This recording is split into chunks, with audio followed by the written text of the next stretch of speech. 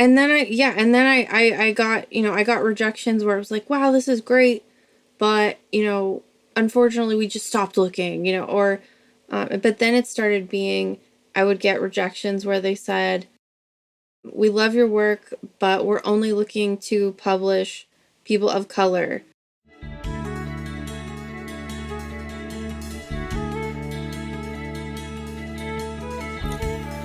Do you feel continually let down by modern media? Do you miss the good old days, back when all that mattered was a good story and not some agenda? Do you have ambitions of picking up a pen and pad and fighting the creative war yourself? Then this is the podcast for you. Each week, I'm going to talk to a creator who said enough is enough and started making the content they wished was out there. Join us as we discuss the ups and downs of the self-publishing world. We want to help empower you to join the Iron Age of media. Welcome to Iron Age Marketing.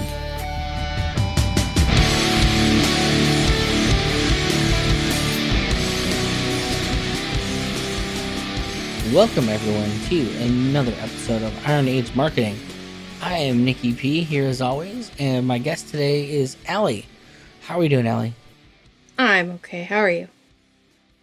I get to talk about books, so I'm doing fine. Yay, Any day I do that. Why don't you tell us a little bit about yourself and kind of how you came to doing what it is that you do? Well, my name's Ali, like you said, and I have always just pretty much wanted to write ever since I was a kid. I started out writing little books that I taped together on Post-it notes, and I would sell them around my grandma's work. I'd crawl under her desk and I'd write these little books that were about silly things like butterflies who didn't want to be butterflies, and silly fake families and stuff. And then I would sell them for like 25 cents so that I could get soda or whatever. But ever since then, that was what I always wanted. It's what comes naturally. I just kind of have to do it. I write in my sleep, and I have to get up and write what I wrote in my sleep again. So that's kind of how it's gone from the very beginning. I think I was 7 when I started doing the little books, and it just never stopped. The first full book that I wrote was in 7th grade, where it was novel length, and it's terrible. And I wrote it about like my friends and I going back in time, but it made no sense. But as time went on, it obviously, I read more and I got better. So that's where I am now. Is I think I know what I'm good at, and it's not many things, but writing is one of those things. Okay, that's funny. Now I need to feel like I really need to push my daughter. All these stories she's been writing about her and the cat going on adventures for years. Apparently, there is some hope for her yet to write something meaningful. Oh yeah, of course. So, we talked a little bit about it before we started, but what type of books do you find yourself writing now? What is the type of content? Right now I write sci-fi and fantasy, but the two that are currently in the works actually is a horror comic, and then a fantasy that's like a true high fantasy. Okay, and so you're not just writing novels, like you've definitely branched out beyond that. Like if you're writing comics, it sounds like too. Yes, absolutely. And I edit comics as well. There's some other things that I'm doing with people that I can't talk about right now, but I mean, there's a lot going on. Well, that's awesome. I'm glad that there's people out there, finding the things to do and not having, I guess, at least not feeling like they're struggling to find their creative outlet. Yeah, but I mean, I've got, the first book was a poetry book that I published, and it's all self-published. And the second book was just this little novella, Wildman, um, that I sold and marketed everything by myself without a crowdfund or anything, and delivered and everything. A few hundred copies of this, and edited it all by myself. That's why it's got all the little things. Then 2 weeks ago, I published this, which is actually another kind of poetry book. It's a book of drawing prompts for kids, but they rhyme. So, it's got like a space to draw, and then it has a little rhyme that gives them ideas of what they can draw. I'm curious what type of age group that goes. That's for like I'm a homeschooling parent now, and Me too! I'm always looking for more stuff for my kid to do. Yeah, me too. I love homeschool. I'd love that. Love to have something like that around. Like, so is it like a teen, like young, early kid? It's a fairly big blurb of text, so It could be 5 and up. For younger kids, it's definitely a thing that like a parent will have to do with them. But as it gets older, any kid can do it. My daughter's 12, and she's not super interested in it, but that sounds like that age where they change.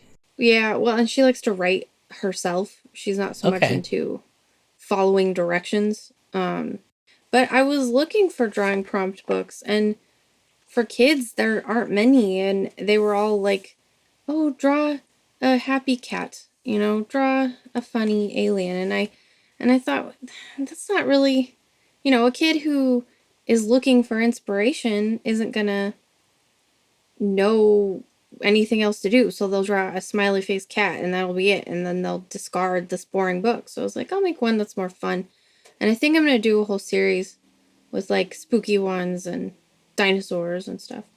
Well, I immediately am gravitating towards the spooky ones. I have to imagine there's probably plenty of a market for that now, considering like my daughter's favorite. She's 9, and her favorite thing in the world is that Five Nights at Freddy's thing. So, Yeah, kids really like that. well, it's weird because like she's not like. I guess I think the reason she got into it is because I'm a horror person, and I think she thought that like if she was into something horror-y, I would engage more with her. I guess how she explains. But you're not into it either. Oh no, I find it interesting. My big issue is like she's so obsessed with the lore, and the lore in that particular game is just bonkers. Like none of it makes any sense. I don't know anything about it. My kid's trying to get into Final Fantasy right now. Well, I wish my kid was getting into Final Fantasy. That would be great. But okay, so you like just all over the map. Uh, I'm curious, like what kind of time frame we're looking at here, like that you've had all these releases. The first poetry book was in 2012 on July 4th, 2012. And then the next book was uh July of 2017. So you like July for some reason. I like Independence Day because Okay, I'm an independently published author. okay. And is that the way you've done everything so far? You haven't had like a straight publishing position or just do it yourself. No, I sent out queries for years and years, but it's like a full-time job sending out queries because you have to find the people who want writers, and then you can only apply to each one separately, and you have to find out which person is looking for which genre, and then they all want your stuff submitted differently. Yeah, it reminds me of the college application process. Like, why can't I just send the same thing to all of you and then you get to do the deciding? Why am I filling out the same piece of paper 7,000 times? And then I got, I got rejections where it was like, wow, this is great, but unfortunately we just stopped looking, or but then it started being I would get rejections where they said, "We love your work, but we're only looking to publish people of color." Just so you know, those people of color get the same stuff. I had a girl on my show, and she produces fantasy novels, and she writes a novel like, "Oh well, this is all great, but we don't feel like your blackness in the story enough." And you're just like, "What?" I can't imagine anyone saying that to somebody. And that's like, it's a real rejection letter. That's insane. Well, we're just really looking for more of the black experience in what we're trying to put out there. And it's like, but I'm writing fiction. Like, what do you want? Well, yeah, that was things like, I just want to write stories about fairies and pixies and trolls and shit. Like that's what I'm into. That's ridiculous. So yeah, I give up on querying when I started getting rejections based on that, and I just said, you know what? After COVID, my online store totally, or during COVID, my online store totally failed. So I'll just devote myself full time to writing. It's what I want to do anyway. So I'll do that. Well, and you said you're approaching it from an angle where like a lot of people lock themselves into kind of one thing, or like they're one trick ponies. I've got this one line that I'm doing. Whereas, I mean, you clearly have a lot of different things, a lot of different hats that you're wearing, and a lot of different ways to interest people with your writing, which is definitely, there's very few guests I have on that do that. It's usually they've kind of got their own thing. I can write anything. So, out of the stuff that like you have out there right now, what is the thing that you're pushing right now to try and get people to, you know, open up to? Well, I currently have a comic, the horror comic that is in demand, and it, which means it funded. So basically, the horror comic is supposed to be reminiscent of, vintage horror, like Creepshow. It's got a little bit of, The EC Crow in Comics it, flair. Sin City.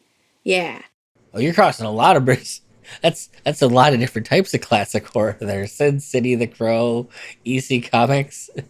And it's about a baker who is his family is killed and his bakery is destroyed and he's disfigured, and then so in his madness now, because he has nothing to lose, he starts creating weaponry out of his baking tools, and he goes on a killing spree to get revenge. So we just crossed Dark Man and Sweeney Todd.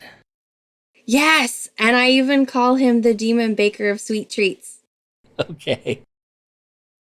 I'm curious what type of art style like that has, because I mean it's impossible to look at that without having some type of comedic element to it. Obviously, like it sounds silly, but It definitely is comedy. It's full of puns, and he had boiling donut oil poured over him, so his face is all melty, and so because of that he can't like swallow correctly. So when you hear him coming, you just hear because he's got to suck up the saliva. But and you haven't sold the script yet on this, because that sounds like so much fun to make. it is super fun, and he uses those old fashioned like hand cranked egg beaters. Yeah. Yeah, he put a bunch of razor blades on that, and Oh, that's good what he God! like uses. This has got like a trauma vibe to it to me. Like I'm Yes, absolutely. And what I wanted to do first was make it into a movie. So I bought Lloyd Kaufman's book and everything so that I could do it, but it turns out it's just too cost prohibitive. movie making is very costly. To even get into it requires too many people to help do anything. It's not an easy thing to DIY by yourself. Yeah, well, I spoke to Hart Fisher, who runs American Horrors and who did comics, indie comics, and got canceled for indie comics in the '90s, and he was the one who encouraged me to do it as a comic. You get the visual side of it that you want for it, but like without all the added cost of like a full-fledged movie. Well, I can't drive because I have epilepsy. So, in addition to all the regular movie stuff, I'd have to figure out just basic transportation for myself. So, it was just too much. I mean, with an idea like that, come on, you don't have a driver already. This is a crime against humanity. It's terrible. When I get that J.K. Rowling money. So I'm curious, like, how big of a book is this? Is this you have plans for it to be more than just a one shot? Is this going to be a thing that goes on? How's that look? So the book is called Eggbeater because that is his, killing name. And it's a one shot. However, it's going to be part of a trilogy of two other tradesmen. I'm calling it the Tradesman Trilogy. And uh, at the end, I'll have another comic where, and it'll go into an anthology where they all meet and fight. And it's the butcher, the baker, and the candlestick maker. And they're all they're all going to meet the Undertaker, as it were. Not the wrestling Undertaker, but you know. So I'm curious, like, what type of time period is this all set in? Because obviously you have allusions to, like, if number one, a baker, all of those people are like an old timey kind of job, but like they're all things that do technically still exist. So I'm just curious. I haven't specifically set a time frame, but I do have one of the like villains that he kills is a lady who is the head of her HOA. So Okay, that might date it a little bit, she deserves it. That's all I depending. know. Oh, for real. Head of an She HOA, get does. rid of all of those people.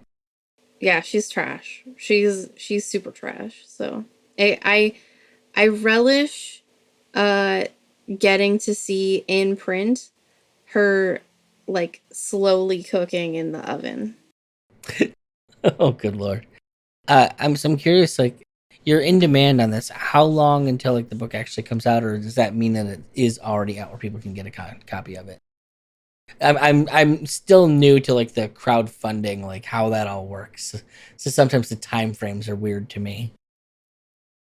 Well, in demand just means that it funded and you can still purchase a tier. Um, so right now, I'm looking at the artwork being done from my artist. I'm not doing the artwork around October, September, and then it's all hand drawn. So um, he'll ship me this huge thing, and then I'm doing the lettering, and I have a local printer because I don't like the thought of outsourcing to China or whatever. And it wasn't really that much more expensive than the printers who are out of the country. I mean, by the time you ship it on the boat, like it's not usually that much cheaper because it's like, oh, I've got to get this Yeah, over there. Like, why am yeah, I doing that then? exactly. And this way, I felt like I've had more control, and it would foster more trust between me and my bakers. I call them my bakers, not my backers. Um, because I can just when they're printing, I can just go across town, and it's not even across town. I can just go 15 minutes away and see what's happening. Yeah. Well, and if there's a problem, you can get in the face of the person that you have the problem with. Like, hey, what's going on here? You don't have to. Oh, I'm gonna send an email that no one's ever gonna read, and they're never gonna get back to me. Like, Any problems easily solved, and I can watch it like in real time. So I thought that'll be better, and I'm contributing locally and all that fun stuff. yeah. So you said something that I immediately loved. You call them your bakers, not your backers. So you obviously put some thought into like the marketing aspects of what you're doing. Like that's not a decision that like, yes, it's creative, but it's also like I mean that's branding. That is how do I differentiate myself from every other person out there that's got another crowdfunded comic? Like I love that. Well, nobody else has anything like Eggbeater. Yeah. To me, what it's real reminiscent of is I talk to a lot of people. One of my things is the signal to noise ratio. And that was just such a simple way to, jack up the signal and what you're doing and like make this very clearly your thing versus anything else. Like the idea of like, oh well, my backers are bakers. Like you're immediately bringing them kind of into that world, making them part of it. And that's the thing that, in my opinion, in the marketing side of things, everyone struggles with within like the book and comic community. Is really making that human connection to bring the readers into the story from like before they've ever even picked up the story. Like they're engaging with what's going on. Are there other ways in which you do that? Well, I have a tier that has a an apron, and it's got like the logo that is two like bloody rolling pins that are crossed. Okay. For the record, I have people that I now want to just buy this stuff for or Christmas. So you should be making good sales. I, is there a specific demographic that you've approached with this? Because I mean, let's be honest. Like this screams like 90s goth chick that now has a couple kids. Like it just was made for that the people. Um, so far it's been mostly men. Um, yeah, because I'm going for comic readers, but within that there are people who just don't care for horror comics. Much like the kid from The Lost Boys. I don't like horror comics.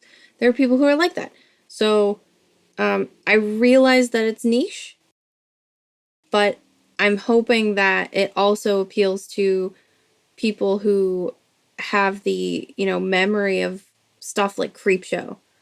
Yeah, I mean for me like it's just, I imagine like every riot girl wearing a freaking Jack Skellington shirt wanting a copy of this kind of thing. That's just the vision I have in my head. It's just it feels like it meshes so well with that aesthetic. I guess, and for me, I think it's maybe that Sweeney Todd element because I haven't had so many like people that qualify for that description I just gave you that were just obsessed when Sweeney Todd came out. Like, oh my god, you've got to get into this because it just has a vibe that meshes with that. But you're right, like people. That's why I look at like Marvel and DC. Like they want their audience to be something that it's not. It's like the comic buying audience is old white dudes. Like that's what it is. And if you don't want them, that's fine. But there's no guarantees that anyone else is going to want to buy what you have. Like you sell to who buys the comics, not who you wish they were. So yeah. Or you're going to lose billions of dollars and be standing there confused and wondering how it happened. Well, either that or it was all a big plan to soak our entire economy. But I don't know. I'm not there making those decisions. I'm no economologist. So I'm curious. Does it ever become a problem for you in like as far as marketing goes that you do so many different types of things? Like, do people think of you? Oh, you're not a novelist. Are you a comic book creator? Are you a poet? Like, does it detract in any way to like not solidify yourself as any one of those things, or is a net positive that you've done all of those things and kind of I'm just a writer. I do all kinds of different writing and whatever floats my boat. That's what I'm gonna do. I don't think it's negatively impacted me because it's made it so a range of people have felt comfortable approaching me to say, hey, will you write a Winnie the Pooh book? Will you write my sci-fi outer space thing? Will you write my ancient Japanese thing? So I don't feel like it has negatively impacted me. And or even will you write a song for me? I wrote a song for Black Flag, Dan Frega's Black Flag with Will Perdomo. So I don't think it's negatively impacted me. Plus, it has given people confidence in my editing capabilities because if I can write in any genre, I can absolutely edit any genre because I read every genre. I have a crazy amount of books because I just read everything, and that definitely having the diversity, which is a word, but having that has definitely helped me and not hindered me. I think. I'm gonna be honest. That's the way I expected that question to go, but I gotta ask it because you're always curious. Uh, Previous guest Jacob Kelta. I mean, he's someone that goes out there and tries to do everything he can. He's creating music that goes along with the worlds that he's writing about and like all of his short stories and stuff. And for him, it's like any multimedia way that he can approach whatever he's doing, he's gonna try it. If it's film, music, whatever. I did make 2 songs and I put them on a vinyl, a little 45 vinyl. What kind of music are they? One is like a hip hop song, Okay. and then the other one is more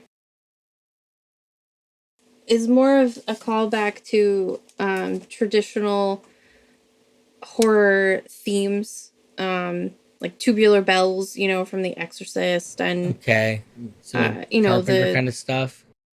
yeah, the Halloween theme, all of the horror themes everyone recognizes. I wanted one of those when I was still trying to make it into a movie, so I actually had a local kid make a song that's an instrumental based off this old Hungarian song that is known for, or there's a conspiracy around it that it causes people to commit suicide, and I thought that was cool. So I had him create that for my comic.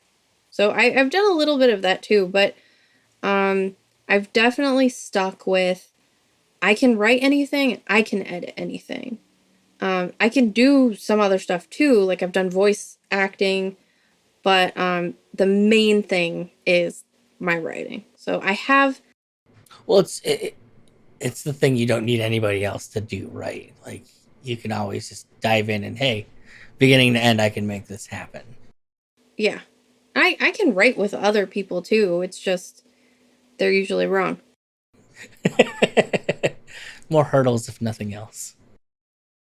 Now, I'm gonna be honest. I'm excited because I was not necessarily aware that you did horror stuff, and frankly, horror is actually my genre of choice. So it's always fun to talk to people that has any knowledge of horror.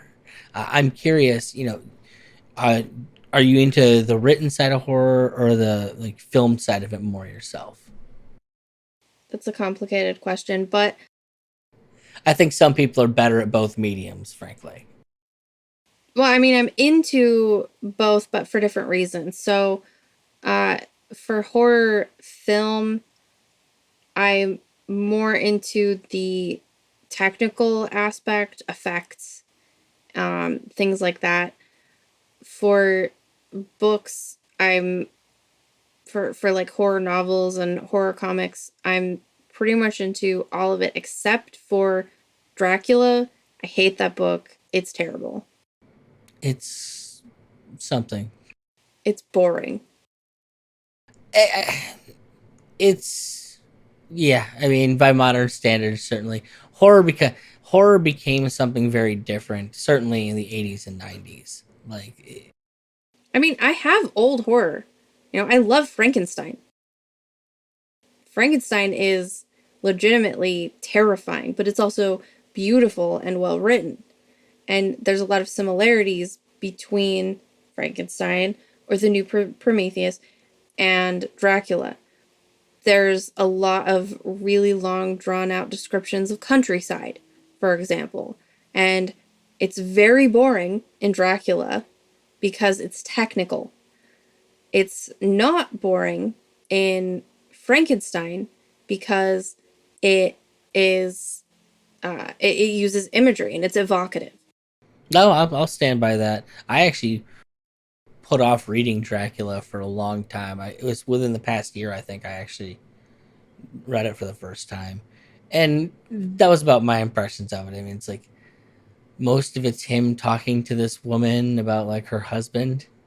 Like it's a lot of interviews, which is kind of like that's weird. I thought this was about like a blood sucking monster, and I think there's what maybe like a few chapters on the boat, which is like the only really horrific stuff in the book. Yeah, and the rest is like this weird pseudo love story, and you're just like, okay, whatever. Yeah, no, absolutely. It's like that, and the Renfield stuff is the interesting stuff. I don't understand the whole Renfield thing. Like that movie comes out, and I'm like, I don't know why anyone cares to watch this. It's the least Oh, I interesting love character that to movie. me. No, that Was it movie's good. good? It's so good. I mean, I'm interested in it as a Nicolas Cage movie, and that's about as far as my interest went. He did awesome. And honestly, it's about as close to a direct sequel to Bela Lugosi's Dracula as you can get. I was very Okay, impressed. It, okay. it, it was really good. And the kid who plays Renfield was in Warm Bodies, which I also love. Uh, it it's a really fun movie.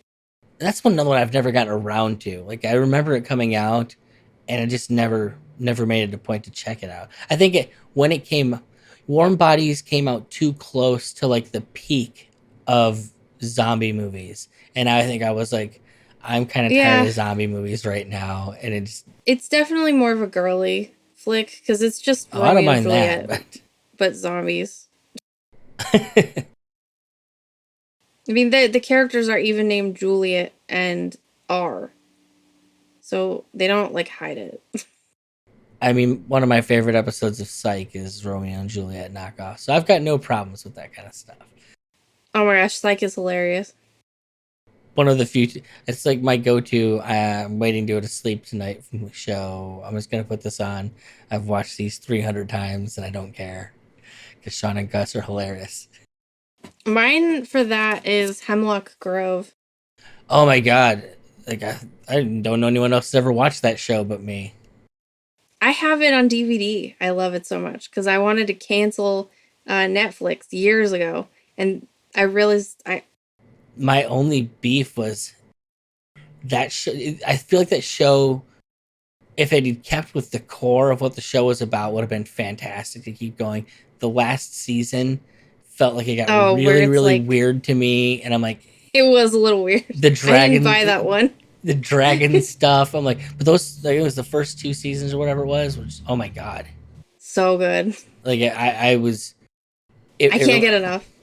well, I've my like I'm an RPG person. My RPG of choice has always been Vampire the Masquerade. well, just White Wolf's New World of Darkness in general. Okay. Like that's kind of what I came into it on, and it just felt so much like they're taking those concepts, like the fact that like because Twilight made the werewolf thing, they went with the Native American stuff, which is the skinwalkers, like that idea. I get it, but the classic werewolf is always the Roman, the Romanov, like it's that the gypsy side of things, and the fact that they like went with that was in that time period was awesome for me. Yeah, but she made up all the Stephanie Meyer. She made up all her werewolf stuff. That's not even a real like Native American tribe. Oh no, I'm well aware of that. Which was the safe. It was the safe way for her to go, really, because nobody can say, "Oh, you represented the Cherokee wrong" or whatever. Yeah, your lore is terrible here. What is it? You're screwing it all up. Oh, okay, well I made it all up, so it doesn't matter. Yeah, she's like, "Well, I made it up." So Right on. Well, is there any like key insights or things that you found that work or don't work as far as like helping spread the message of your books or yourself as a creator? Obviously, you have people recommending you for shows and stuff, so clearly you have your audience and they're willing to put in the effort for you. yeah, I don't. Who even did that? Thank you. I couldn't even remember. It's just someone's like, you got to talk to Allie. She's great. Well, thank you, person. Well, I'm glad they did. Like I said, I get very few people on here that talk horror, and it's always like when I do find them, that's always fantastic because it's a very niche thing, as you put it. It's not something most people are into. Well, nobody can do horror right. Like my favorite author in the horror genre is Clive Barker, and the reason for that is just he's such a good writer. Like I love his prose. I'm so glad that you said that and not Stephen King.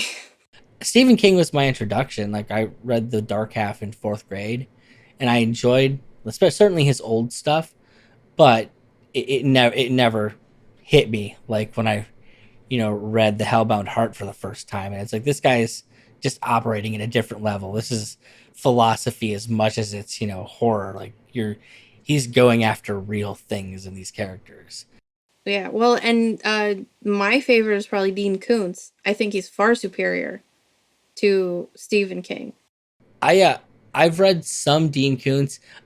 I was not in love with some of the Dean Koontz I read, but I've also read Dean Koontz since because like my dad had a lot of Dean Koontz, a lot of Stephen King books, and that's just kind of what I came up reading. And I think that my dad always went for the more suspense side of Dean Koontz, and I don't know that Oh, that's he's necessarily great at that. that was like it was Twilight Eyes or something like that. It was one of the first things I think I ever read by him. I think that's what it was called. I haven't read it in 30 years, so I freaking love him. A lot of his true horror is his short stories. Um, because he's got and those are, I don't know why he doesn't do more of those. I think it's just because they don't sell as well. His suspense does really sell much better because he's so great at it. Excuse me, great at it. But he has short stories. I have a whole book of his short stories called Strange Highways, and they're legitimately like terrifying. I'll have to look up that one as I would be more interested in him doing something along that lines. I think the last thing I've ever put into Dean Koontz was he had that film version of Odd Thomas starring Anton Yelchin was it, and that was was a pretty good movie. He's not the biggest fan of the film versions of his of his books. I read his book Demon Seed, which had a weird version of it in the 80s or something.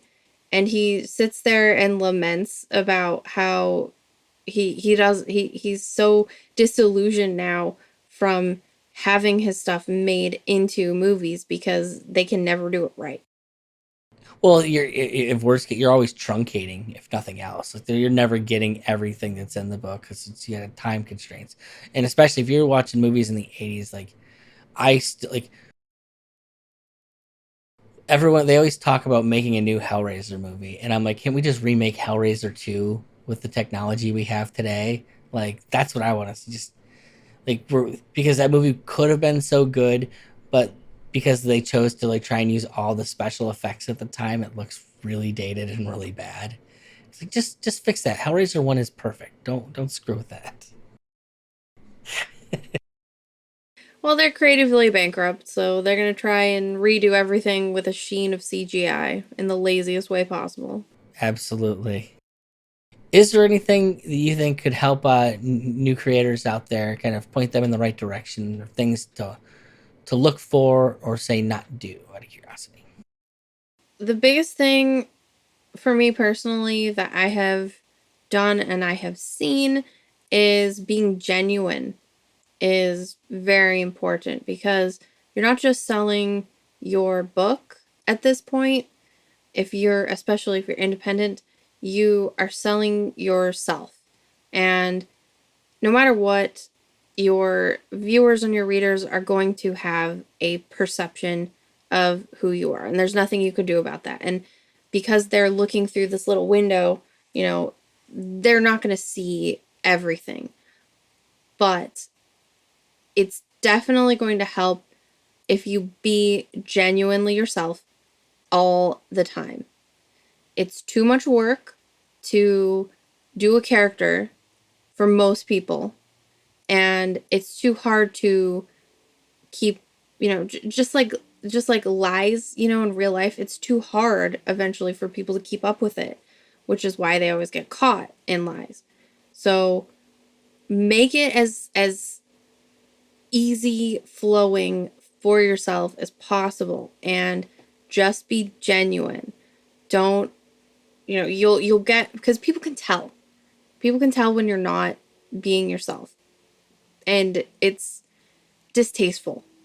Or worse, you become, someone people make fun of and mock, and then you're not selling anything, you're just, the subject of ridicule.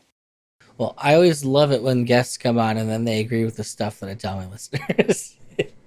So that's I tell people the reason I chose to be post corporate marketers, because trust 100%.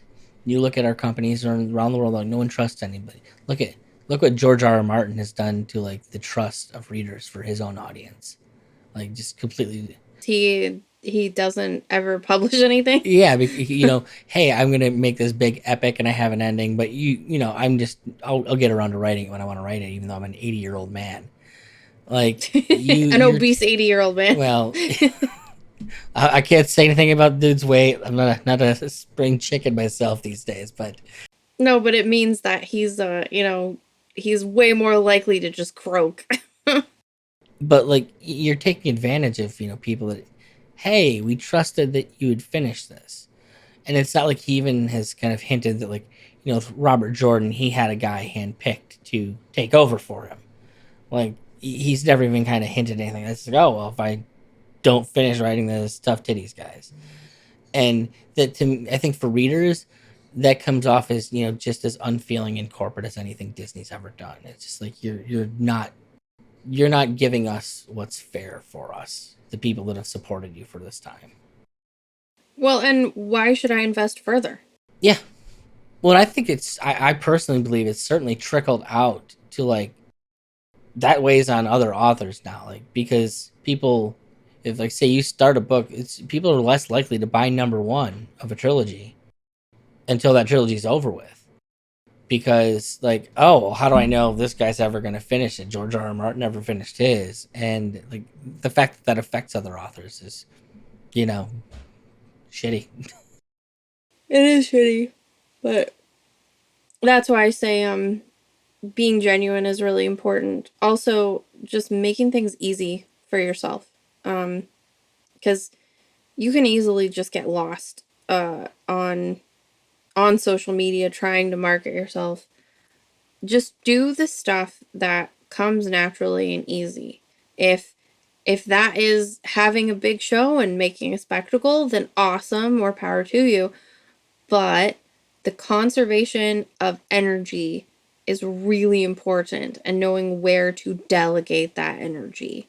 So, if it's just a lot easier for you to once a day post a little update about what you're writing, and then that's awesome. But if you can easily put together a whole production, then do that. But ultimately, people will be able to tell to see right through any contrivances that you present. Yeah, you can tell a try hard when you see a try hard. Yeah, and then people mock you, and they don't buy your stuff, and you're talked about, but it's not for the right reasons. Yeah. And then and that leads into, don't do drama. Don't do it. Avoid it. What if we like drama? Go participate, or not even participate. Go laugh at other people's drama, absolutely, but for the most part, paying customers, they don't appreciate it when, especially if you're nobody, you know, like me. It's not worth it to have these crazy dramatic things all the time, because it turns people off. Somebody who's already big, EVS, Ethan Van Sciver, he can do drama because he's had an established fan base for decades that isn't going anywhere. But the little people. Well, once for me, signal to noise ratio, all that drama is just noise that's dissipating your signal, which is the thing that you want people to pay attention to you for. Yeah, and then it's more work. And it's more work that's not writing. It's not creating.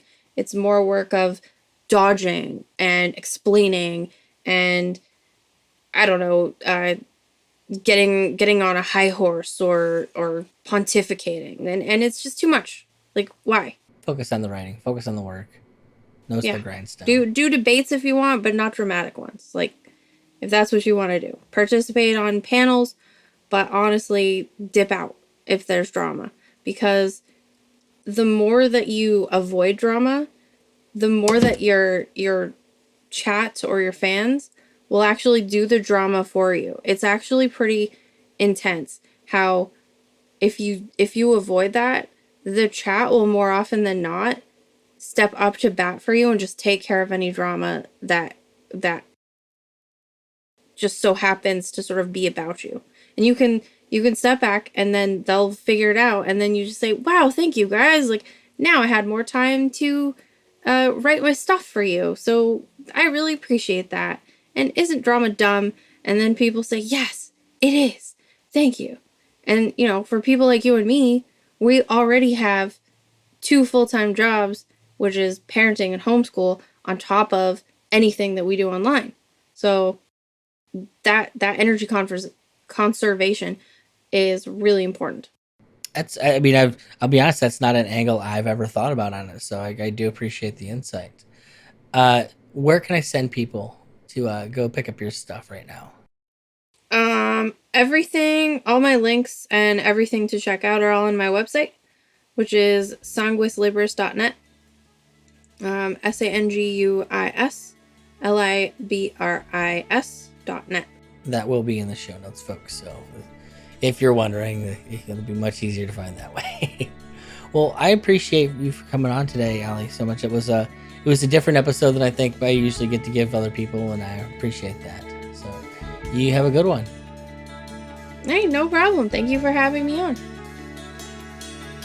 Do you fancy yourself the next Tolkien, Lewis, or Barker? Maybe you just have something subversive to say. Hopefully this podcast is helping you. But maybe your ambitions are just a little bigger than you can handle on your own. Head over to ironeadsmarketing.com and let Nicky P help ensure your book doesn't release to nobody.